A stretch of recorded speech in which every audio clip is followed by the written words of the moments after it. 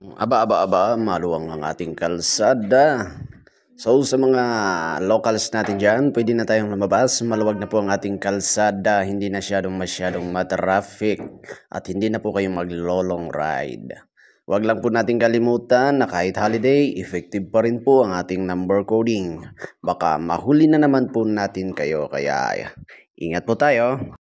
So, it's Bonifacio Day and nandito na sila Andres. Yan, mga Andres po lahat yung mga yan. Andres. Good morning, sir. Patrolman Traffic Unit. Number coding po natin, sir.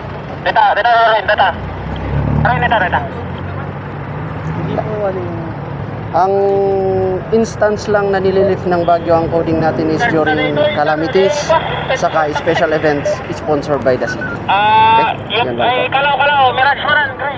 License, sir.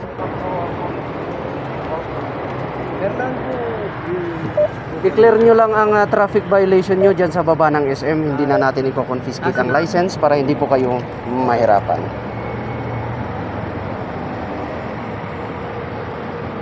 Anong oras po? Hanggang anong oras po yun?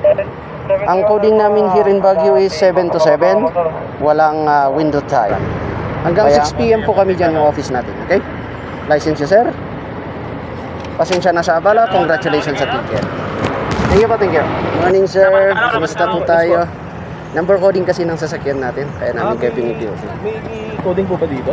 Meron, sir, since 2003. Tapos yung lang, sir, ang instance lang na nasususpend ang coding natin is during natural calamities saka activities na sponsored ng city namin, sir.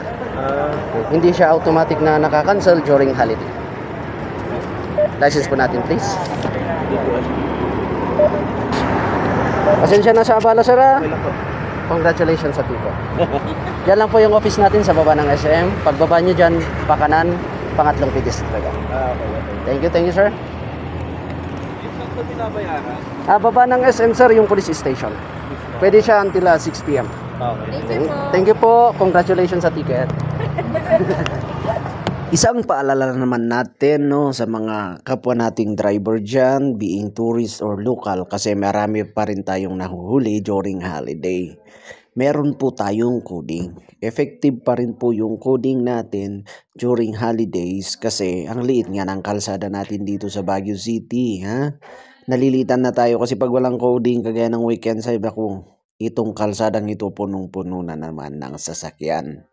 Kaya sa mga locals dyan na hindi coding, labas na kayo kasi maluwag na yung kalsada. Okay? At ito na po, marami po tayong nahuli, marami na rin po tayong napara. Kaya pakitulungan po kaming educate yung mga tourists or mga locals. Pakisabi po sa kanila na meron pa rin. Effective pa rin ang coding natin during holidays. Okay? Weekends naman, wala tayong coding.